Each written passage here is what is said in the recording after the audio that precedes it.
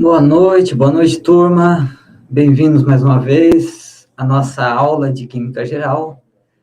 Eu sou o professor Igor, começamos os nossos trabalhos na noite de ontem, com a intenção de terminá-los, então, hoje. Terminaremos os slides e discutiremos a respeito de alguns exercícios com vocês. A lista de balanceamento, de equilíbrio químico, eu vou estar construindo-a nesse final de semana, eu espero. E na semana que vem eu peço para o professor Arthur estar enviando para vocês. Tá? Boa noite ao pessoal que está chegando, sejam bem-vindos. Legal ter vocês por aqui novamente, turma. Recapitulando só um pouquinho da aula passada, da aula de ontem, nós começamos pela descoberta do átomo, das suas partes menores, das suas partículas, sua eletronegatividade, seus elétrons, a parte positiva ali, os prótons, a forma como se deu a descoberta dessas partículas. Estudamos um pouco também sobre a composição delas, vimos um pouco de moléculas, sais, ácidos, óxidos e hidretos. Trabalhamos um pouquinho com molaridade, vimos algumas coisas que estão na apostila de vocês até então. E eu havia combinado ontem de hoje começarmos com o tema de coeficiente de solubilidade, que é algo que é bastante utilizado nos laboratórios também, né? Então, vamos a ela. Constante de equilíbrio, pessoal, desculpa, não é de solubilidade. A solubilidade é outra constante.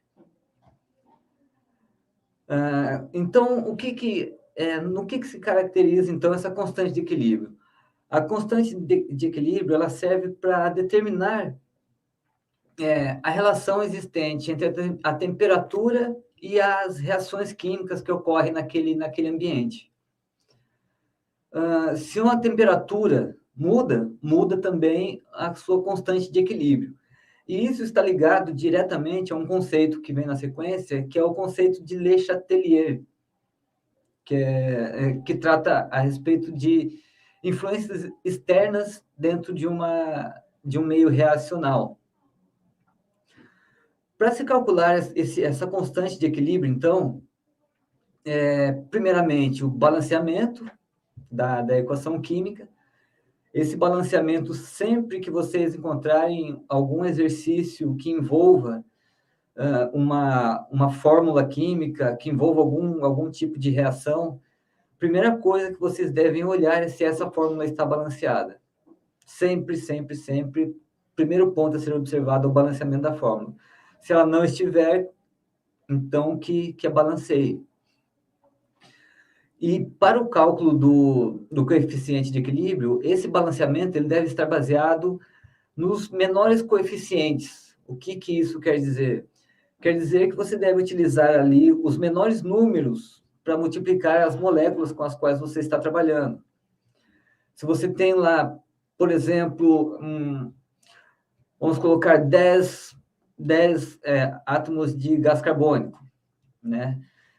Se você substituir esses 10 por 100 e multiplicar todo o restante por 100, você também vai ter um resultado que, para a constante para a fórmula, vai estar correta. Ok? Essa fórmula com os 100 átomos de carbono. Só que se você for calcular a constante de equilíbrio, você vai precisar trabalhar ela com o menor número possível, certo? Com o número de 10 ali que eu coloquei no começo, que eu citei ali atrás. Respondendo a pergunta, esse material está disponível na apostila de vocês, de Química Geral. Eu preparei a minha aula em cima da apostila de vocês para que vocês tenham essa referência. Tá joia? Então, se você procurar na apostila, você vai encontrar esse material e um pouco mais também. Ok? E o que essa constante de equilíbrio, então, ela vai expressar para a gente? O que esse número vai expressar dentro do meio reacional? O que esse número significa dentro da fórmula química, dentro da reação química?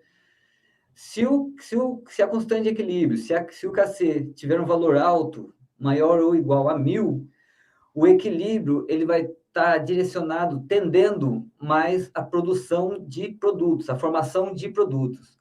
Vocês se lembram que nós temos lá numa reação química, nós temos os produtos, uma seta, nós temos os reagentes, uma seta e os produtos, ok?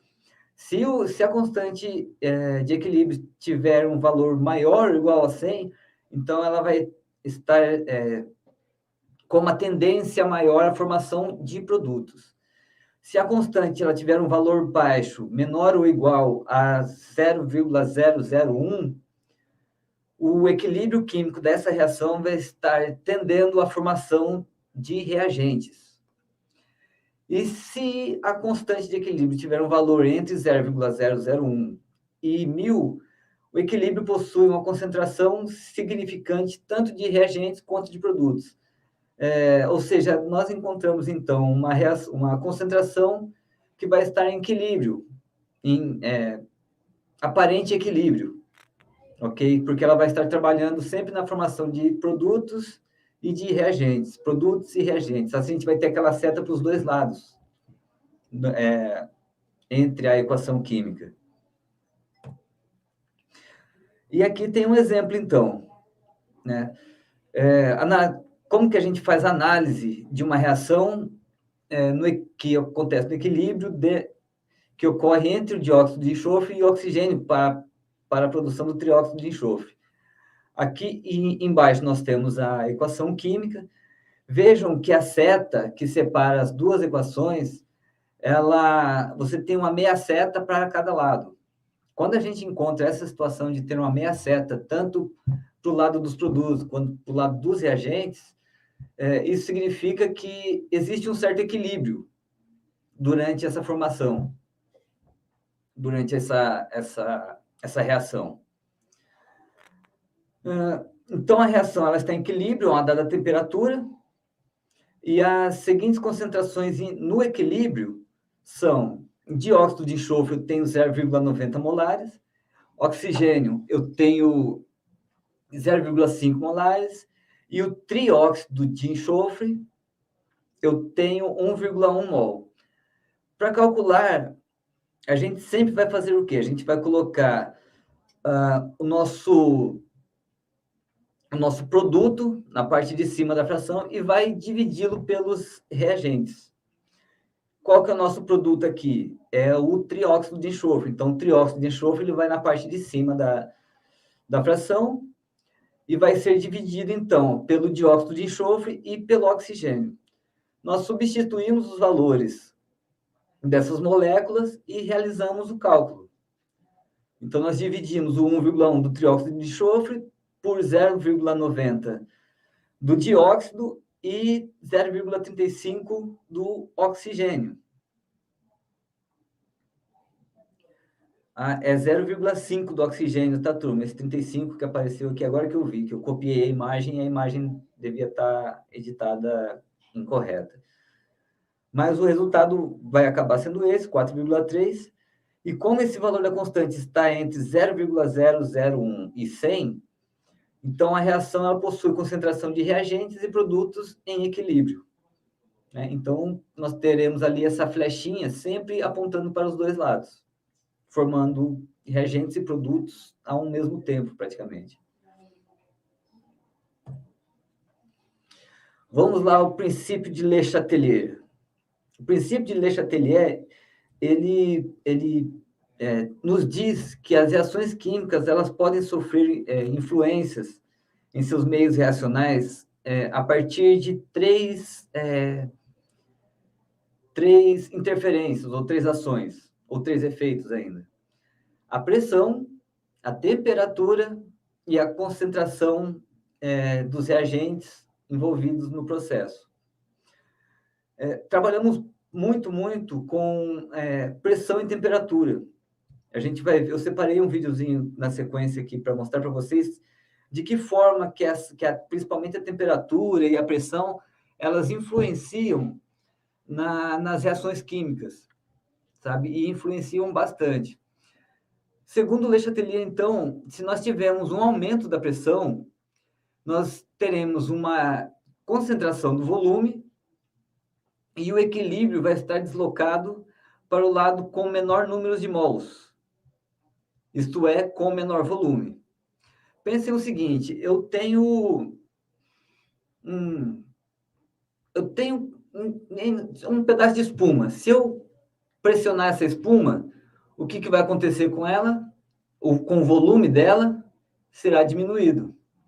Ok? E essa diminuição de volume, na química, ela desloca o equilíbrio da reação química. Da mesma forma que se eu diminuir a pressão, eu vou ter uma expansão do volume e o equilíbrio vai ser deslocado para o lado com maior volume, né? Ou com maior número de mol. Da mesma forma, então, se eu aumentar a pressão ou diminuir a pressão, isso vai ter uma consequência direta no meu meio reacional. E o mesmo vale para a temperatura. Se eu diminuir a temperatura, eu favoreço uma reação exotérmica. Eu favoreço uma reação exotérmica. A reação direta, ela é exotérmica. E a concentração dos produtos, então, ela vai aumentar e a concentração dos reagentes vai diminuir. Isso eu trouxe um videozinho bem bacana para vocês aqui, eu vou estar passando agora. Opa! Chatelier, onde iremos aproveitar o cloreto de cobalto 2, que foi obtido no experimento das baterias de íon lítio, e vamos observar os efeitos da concentração, temperatura e pressão no deslocamento de equilíbrio. Boa noite quem está chegando, turma. Antes, deixa eu só passar a referência desse canal. É um canal de química geral também da internet. Eu sigo esse canal já faz um bom tempo e ele realiza uma série de reações bem interessantes. Tá? Essa é uma delas. Se o volume não estiver sendo legal para vocês, me escrevam aqui no chat, tá? Se tiver algum problema com a transmissão também. Primeiro, iremos observar o efeito da concentração no equilíbrio. E para isso, vamos colocar um pouco de solução de cloreto de cobalto 2 nesses tubos de ensaio.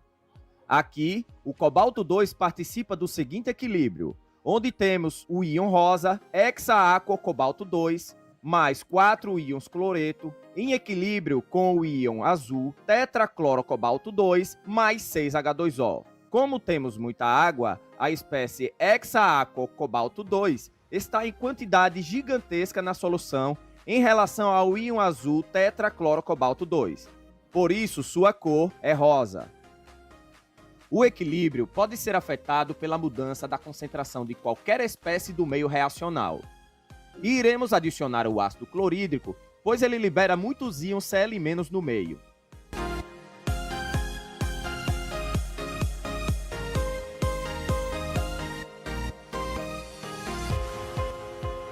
Vemos que com a adição dos íons Cl-, o equilíbrio se desloca para a direita, com a formação de mais íons tetraclorocobalto 2, que é azul, que fica em excesso em relação ao íon hexacobalto 2, que é rosa.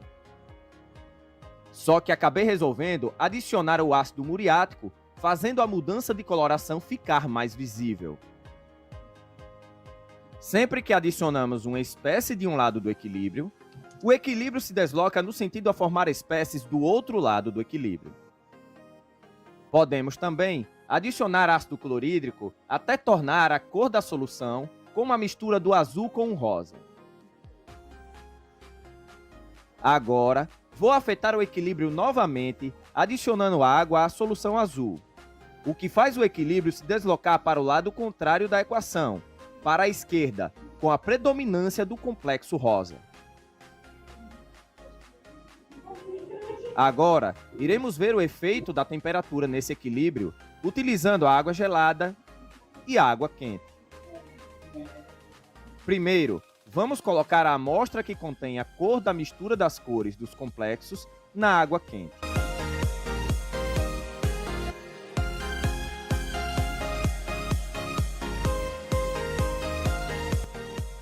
Vemos que o equilíbrio se desloca para a direita, com a predominância do complexo azul. Isso ocorre pois a reação nesse sentido é endotérmica. Agora, colocamos a solução no tubo com água fria.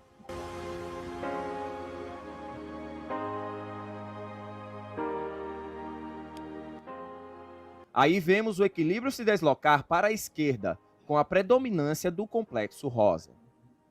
Isso ocorre pois a reação nesse sentido é exotérmica. Dessa vez, vamos adicionar uma solução de nitrato de chumbo 2 à solução azul, a fim de formar o precipitado de cloreto de chumbo 2, retirando os íons Cl- do meio reacional.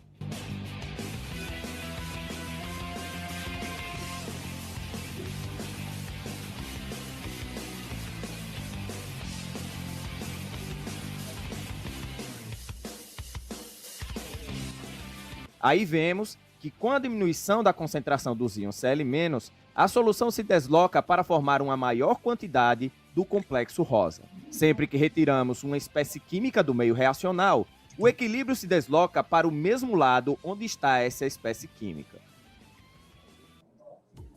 Pronto, agora chegou a hora de testar o efeito da pressão sobre o equilíbrio. Para isso, peguei uma garrafa PET e construí uma tampa improvisada com a válvula de câmara de ar, a fim de bombear gases para a garrafa, aumentando sua pressão. Para a reação, vamos colocar vinagre na garrafa PET e vamos fazer a reação do ácido acético do vinagre com carbonato de cálcio da casca do ovo. Essa reação acaba por formar o ácido carbônico, que participa do seguinte equilíbrio químico. Nesse caso, temos mais gases do lado direito da equação, com o CO2. E sabemos que, ao aumentar a pressão, o equilíbrio se desloca para o menor volume, com a predominância do ácido carbônico aquoso. Agora, vamos bombear o ar para dentro da garrafa, aumentando a pressão.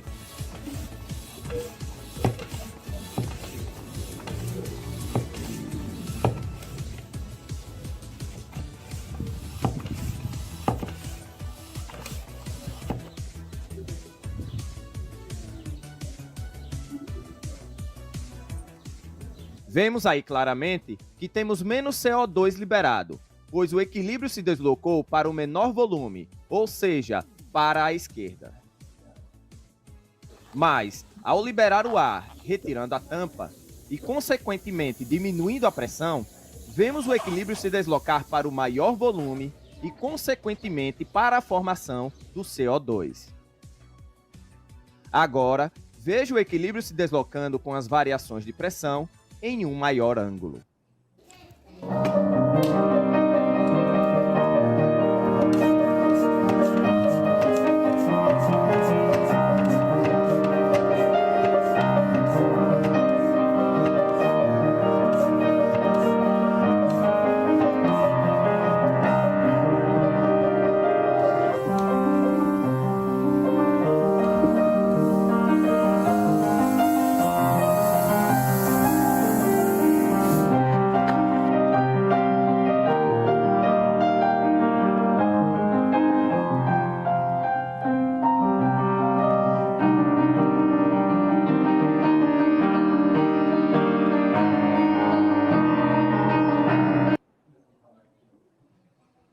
Legal, né, turma? Esse vídeo, ele explica com uma maneira bem visível a questão do deslocamento e a questão dos efeitos da temperatura, pressão, da temperatura e da pressão e da concentração dos reagentes na equação química, na reação química. Tá joia? E esse efeito, esses efeitos, eles recebem o nome, perdão, de princípio de Le Chatelier. Muito bem, turma. Eu separei algumas questões para a gente estar trabalhando, então. para a gente estar discutindo, e eu gostaria que vocês se manifestassem no chat, quem estiver com disposição para tal, para a gente deixar um pouco mais dinâmica essa discussão a respeito das atividades. Deixa eu achar um layout aqui que fique melhor. Acho que vai ser esse daqui. Vamos lá, turma. Essas questões são questões que estão dentro do campo do banco de questões do curso aqui da faculdade. Então, eu separei algumas para a gente estar discutindo dentro daquilo que foi apresentado para vocês até agora. A primeira delas, então, de acordo com Vogel, todas as propriedades mensuráveis da matéria podem ser classificadas em duas categorias: propriedades extensivas e propriedades intensivas. O valor medido de uma propriedade extensiva depende da quantidade de matéria considerada. O valor medido de uma propriedade intensiva não depende da quantidade de matéria considerada. Propriedades extensivas, turma, elas dependem diretamente da quantidade de matéria, do tamanho da amostra, do comprimento da amostra, do peso da amostra. Isso são propriedades extensivas. Então, elas estão ligadas à quantidade de matéria. As propriedades intensivas, elas já não têm esse aspecto vinculado diretamente com a matéria, mas sim o que exerce influência sobre a matéria, que pode causar alterações na matéria, por exemplo. Então, diante das alternativas, qual a alternativa, então, que indica corretamente o que corresponde a uma propriedade intensiva? Nós temos temperatura, volume, comprimento, reatividade e densidade. Vocês lembram que densidade é massa dividido por volume? Se densidade é massa dividido por volume, então ela tem massa. Se ela tem massa, é uma propriedade extensiva. Logo, não está correta. Ele quer o exercício que é uma propriedade intensiva. Reatividade. A reatividade, ela está ligada à quantidade de reagentes e produtos formados. Também está ligado à matéria. Logo, é uma propriedade extensiva e não intensiva. Comprimento, da mesma forma. Volume, a quantidade dentro de um recipiente. Quantidade é extensivo. Temperatura. A temperatura, ela é uma força. O calor é uma força. Então, a temperatura é algo que não está diretamente vinculado à matéria. Logo, a resposta que o exercício busca é temperatura. Se tiverem dúvidas, chamem no chat aí, turma. Ao lado nós temos, de acordo com os conteúdos abordados na disciplina, sinalias assertivas a seguir. A Conferência Geral de Pesos e Medidas, Autoridade Internacional em Unidades, propôs um sistema métrico revisto, denominado Sistema Internacional de Unidades. Assertiva 1. Assertiva 2. Massa é uma medida de quantidade de matéria em um objeto. Os termos massa e peso são utilizados indistintamente, embora, estritamente falando, se refiram a grandezas diferentes. Volume é o comprimento elevado ao cubo. Assim, a unidade SI corresponde ao metro cúbico. Densidade é a massa de um objeto dividida pelo seu volume. Então, quais alternativas aqui estão corretas? O Márcio já mandou ali, ó. Todas as alternativas estão corretas aqui, turma. Porque, realmente, a Conferência Geral de Pesos e Medidas definiu um padrão de pesos e medidas. A massa é uma medida de quantidade de matéria e também é distinta de peso, apesar de ser usada indistintivamente. Volume é o comprimento elevado ao cubo, corretamente, e densidade é a massa de um objeto dividida pelo seu volume. Então, todas elas estão corretas. Parabéns, Márcio. Legal. Próxima questão, então. Os químicos muitas vezes lidam com números que são muito grandes ou muito pequenos. Por exemplo, em 1 grama do elemento hidrogênio, há cerca de 602 quadrilhões, 200 trilhões de átomos de hidrogênio. A massa de cada átomo de hidrogênio é de apenas... É um número muito pequeno que está ali, gente. Eu tinha um professor que falava que é um cagagésimo apenas. Então, a massa do átomo de hidrogênio é extremamente pequena.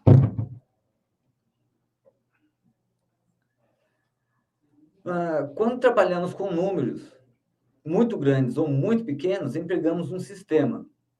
De acordo com o exposto, assinale a alternativa que descreve qual o sistema empregado nesta situação.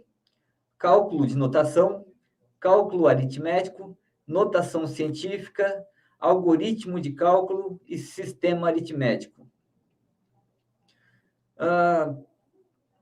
O que a gente utiliza aqui, turma, é a notação científica. No que consiste a notação científica? Isso é ensinado também em matemática, mas na notação científica a gente conta a quantidade de zeros e eleva 10 a essa quantidade de zeros. Por exemplo, se eu tenho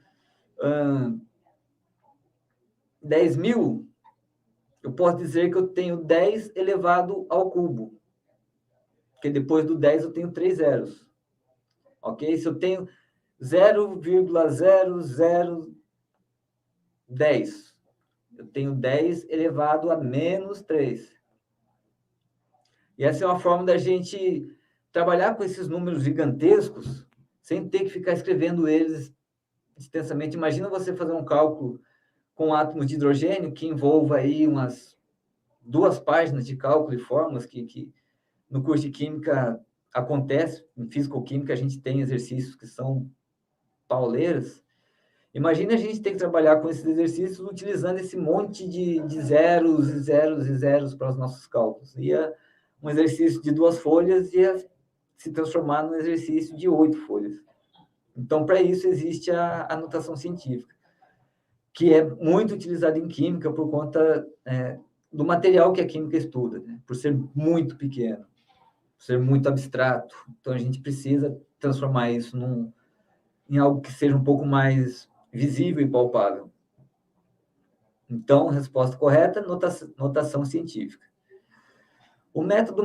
Próxima questão.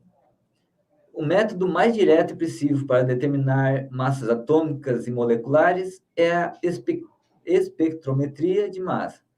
Em um espectrômetro de massa, uma amostra gasosa é bombardeada com um feixe de elétrons de alta energia. Esses elétrons colidem com os prótons ou moléculas do gás arrancando um dos seus elétrons e gerando os componentes. O que gera nessa interação, então? Vamos entender a questão. O espectrômetro ele é um instrumento que trabalha com gases, em que permite que se seja disparado elétrons contra esse gás. E esses elétrons têm uma partícula negativa. O que ele vai fazer com a partícula positiva? Positivo e negativo se atraem. Então, ele vai arrancar uma partícula positiva. Então, qual que é a alternativa?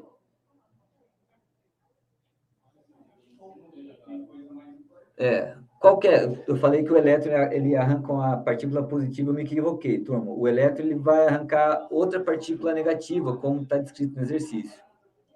Tá? Então, esses elétrons colidem com os átomos do gás, arrancando um de seus elétrons e gerando os correspondentes. Quando eu tenho um elemento, quando eu tenho um gás que está com a determinada carga de elétrons, que ele está em equilíbrio, certo? Que ele é um gás ou um elemento que está com a carga elétrica ali estável, nem positiva nem negativa. Se eu arranco um elétron desse elemento, o que acontece com ele? Se eu tiro um elétron de um elemento, ele vai ficar positivo ou negativo? Vai ficar negativo. Ou ele vai ficar positivo, porque eu tirei um elétron que é uma partícula negativa desse átomo.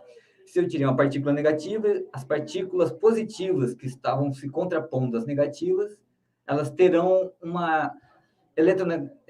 terão uma força eletromagnética maior. E essa carga, então, desse átomo, ele vai ser o quê? Positivo ou negativo? Vamos às escolhas aqui.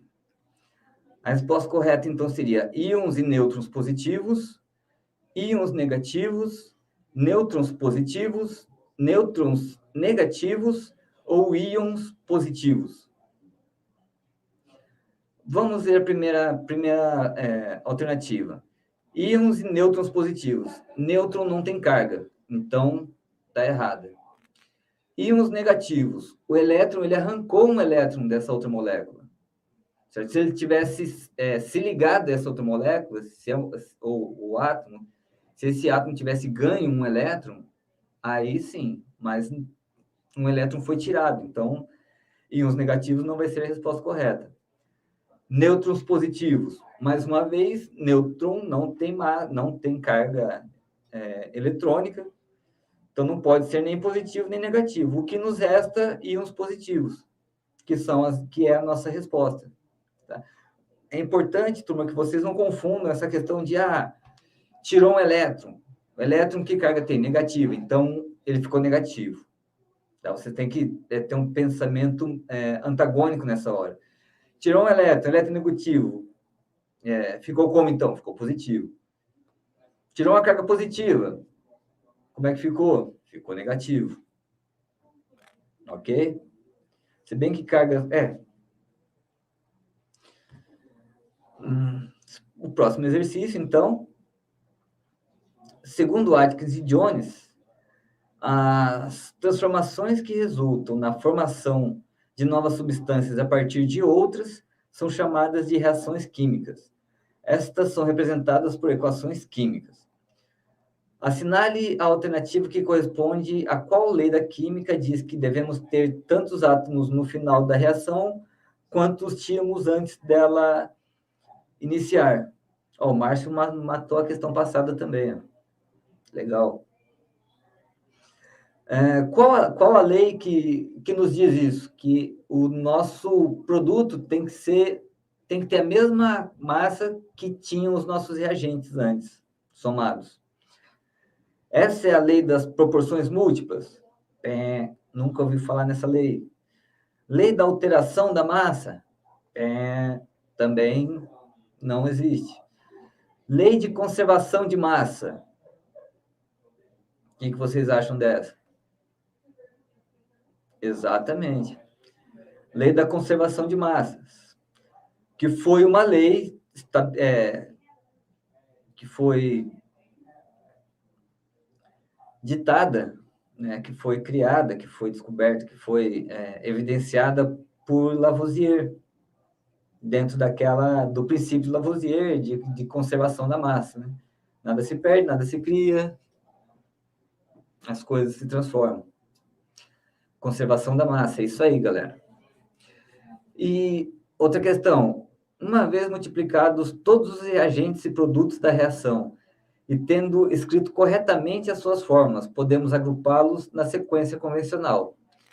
Assinale a alternativa que indique qual a sequência correta. Os reagentes ficam do lado esquerdo, separados dos produtos do lado direito por uma seta. Lembra aquela equação química das reações? Os reagentes do lado direito, separados dos produtos do lado esquerdo por uma seta. Os reagentes no lado esquerdo, junto dos produtos, no lado direito, separados por uma seta. Os reagentes no lado direito, junto dos produtos, no lado esquerdo, separados por uma seta. E a última opção, os reagentes do lado esquerdo, separados dos produtos no lado direito, por um símbolo de adição. Gente, uma equação química, ela sempre vai vir, primeiramente, os reagentes. De um lado, nós teremos os produtos do outro, e entre eles, nós teremos a seta. Isso. E entre eles, nós sempre teremos essa seta, e não um sinal de mais. Por quê? Porque a seta, ela não serve para nos dizer que os reagentes estão se somando para formar o produto. Né? A seta, ela tem a obrigação, ela tem a missão de nos dizer em que sentido que a reação está ocorrendo. Ok? A seta nos dá o sentido da reação. E é a primeira alternativa, então, que está correta. Os reagentes do lado esquerdo, separados dos produtos do lado direito por uma seta. Outra questão. Em geral, podemos balancear uma equação química de acordo com as seguintes etapas. 1. Identifique todos os reagentes e produtos e escreva suas fórmulas corretas apenas no lado esquerdo da equação. E 2. Inicie o balanceamento da equação testando diferentes coeficientes até chegar ao mesmo número de átomos de cada elemento em ambos os lados da equação. A respeito dessa questão, então, nós podemos afirmar que ambas as etapas estão corretas? As etapas 1 e 2 estão corretas? Apenas a etapa 1 está correta? Ou apenas a etapa 2 está correta? Olha só, já mataram ali, ó. Apenas a etapa 2 está correta, turma. O balanceamento da equação... perdão. O balanceamento da equação, ele é realizado escrevendo a equação com os reagentes do lado correto, os produtos do lado correto, a seta ali no meio, não esquecendo. E depois nós fazemos a alteração dos coeficientes para que nós tenhamos a mesma quantidade de átomos antes dos reagentes e nos produtos depois da reação. Então, a primeira assertiva aqui, ela está errada. Ele fala para a gente escrever as formas corretas apenas no lado esquerdo da equação. Não, a gente precisa escrever a equação correta. E a etapa 2 está correta, realmente. Então, o balanceamento ele começa ali depois de se escrever a fórmula, mexendo nos coeficientes. A resposta está correta, apenas a etapa 2 está correta. Vamos lá. Os compostos químicos são classificados pelos cientistas em dois grandes grupos, de compostos orgânicos e compostos inorgânicos. Analise as assertivas a seguir. As substâncias inorgânicas apresentam compostos estruturados por átomos de carbono, geralmente ligados entre si e ainda ligados a hidrogênios. Por quê? Os compostos orgânicos, direto ou indiretamente, são de origem mineral e temos como exemplo o nitrato de sódio e o sulfato de cálcio. Assinale a alternativa correta. Disso daqui, o que está correto, turma? As substâncias inorgânicas, elas são estruturadas por átomos de cálcio? As substâncias inorgânicas. Por átomo de cálcio, não, de carbono, perdão. Não. As substâncias inorgânicas, elas são minerais.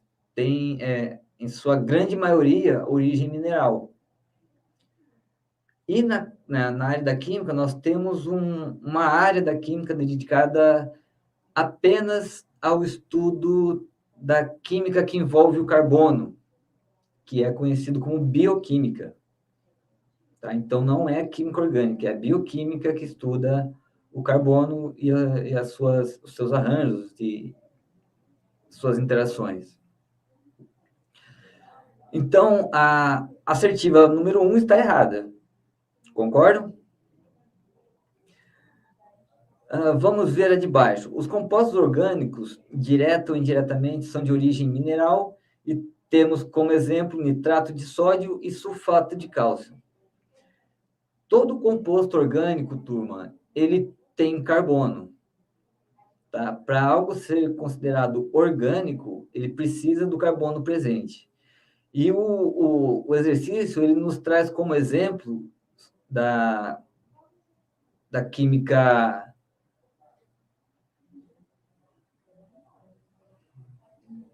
Espera lá. O serviço nos dá exemplo aqui da química orgânica como nitrato de sódio e sulfato de cálcio. Nitrato de sódio não tem carbono. Sulfato de cálcio também não tem carbono. Então, nesse exercício aqui, as duas estão erradas. As duas assertivas estão incorretas. Concordam? Ok.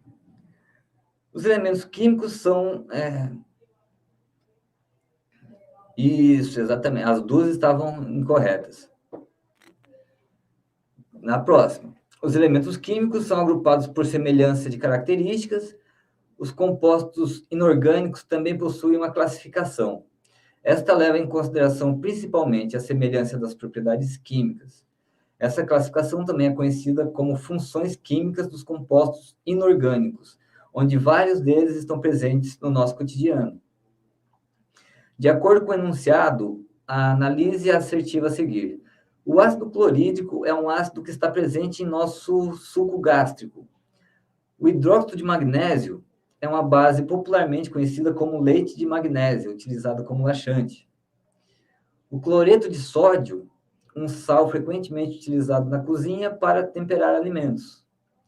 E o óxido de magnésio é um óxido que, se entrar em combustão, produz uma luz semelhante àquela gerada pelo flash fotográfico. Então, vamos lá, gente. Nosso estômago, ele tem a presença do ácido clorídrico para fazer digestão, né? Tanto que a parede do nosso estômago, a cada dia, ela muda as suas células de tão ácido que é esse meio. Então, tem que ter uma renovação celular constante. O hidróxido de magnésio é o conhecido leite de magnésia, que o pessoal tem em casa e pode fazer uso como laxante também.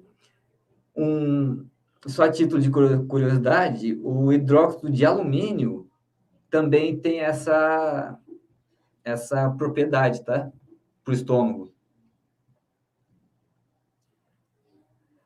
O cloreto de sódio é o sal de cozinha, né? Então, está correto também. E o óxido de magnésio, quando a gente queima ele também, ele emite uma luz de cor clara e intensa.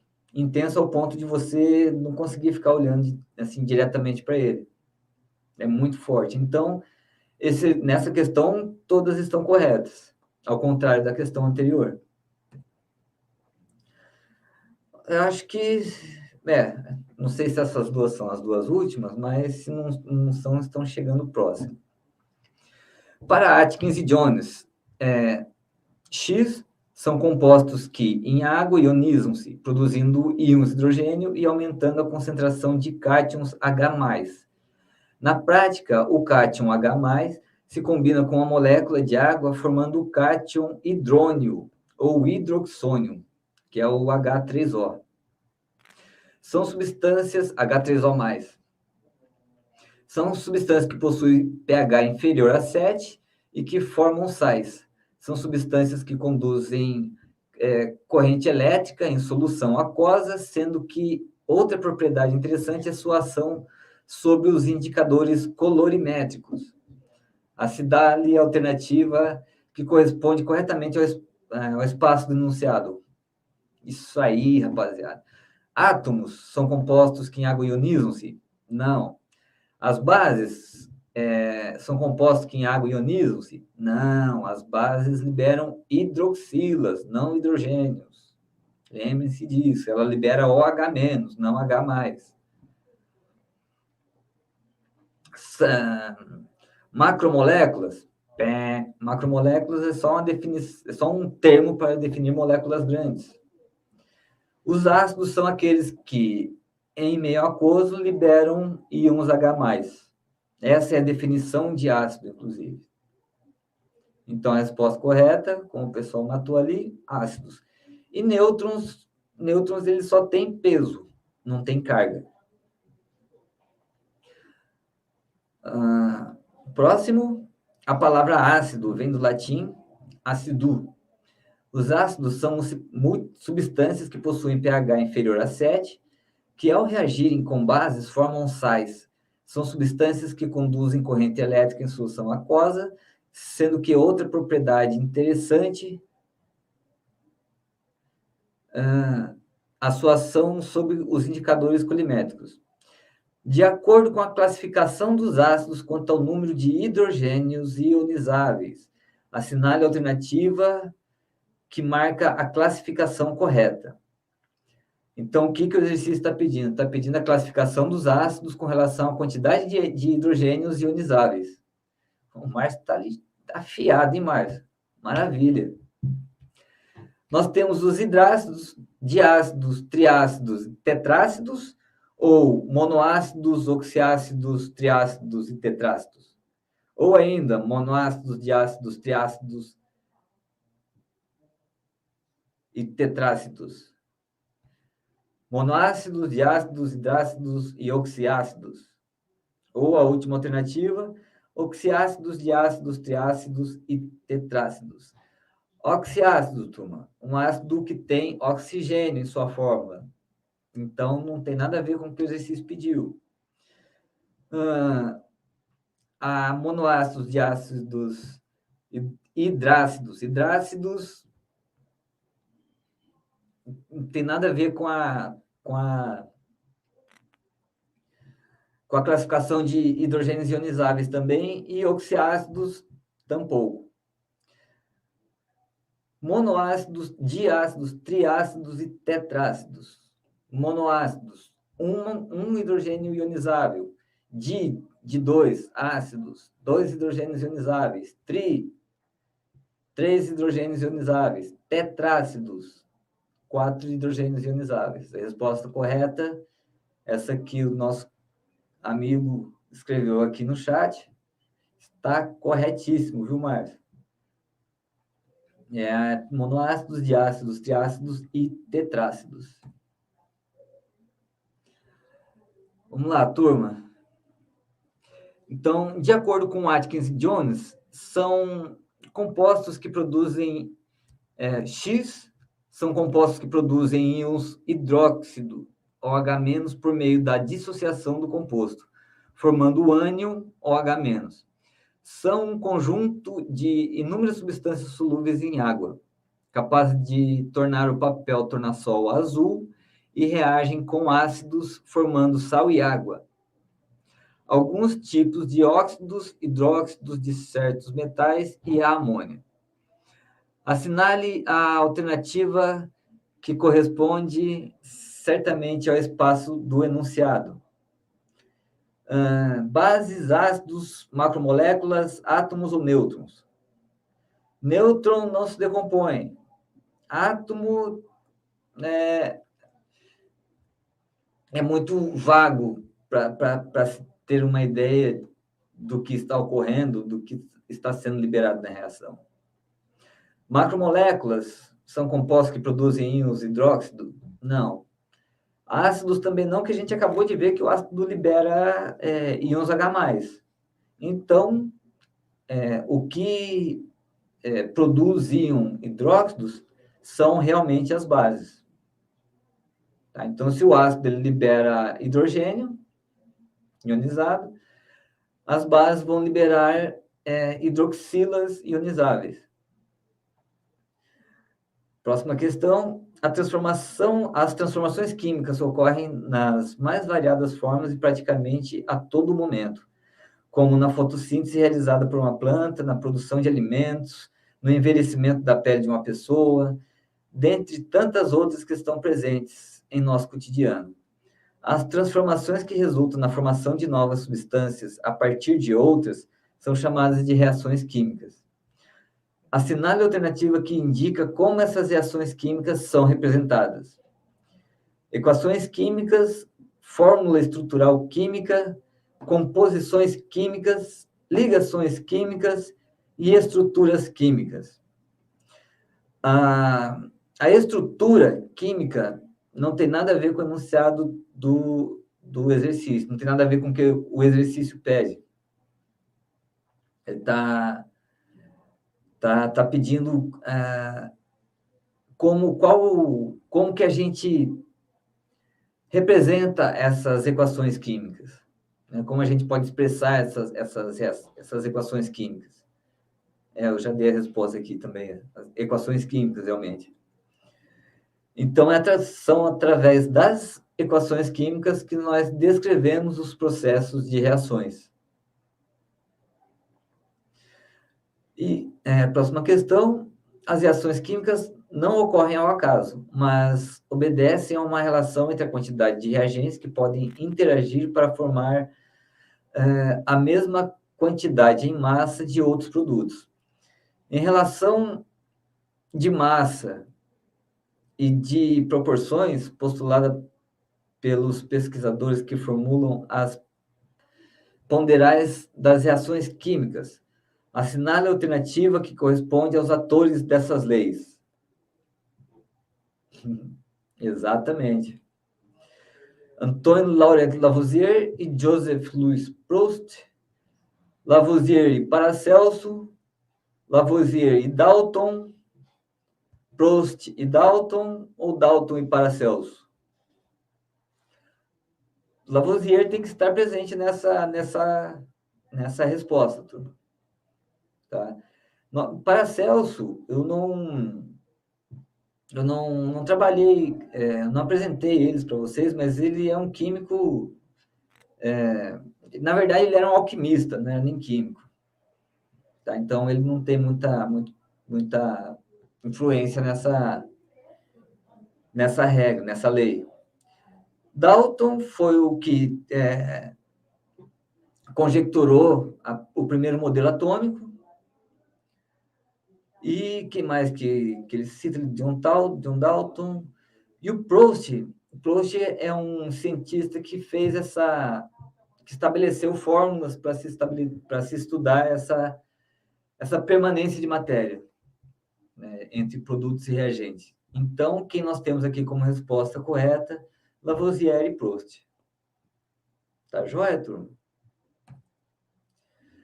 Turma, se vocês têm alguma dúvida, querem tirar alguma dúvida? Se ficou claro para vocês? Quem perdeu a aula de ontem, é legal que pegue depois para assistir, tá, turma? Para que vocês fiquem inteirados nos assuntos. Se tiverem dúvidas, vocês podem estar me escrevendo. Eu vou deixar meu e-mail aqui para vocês.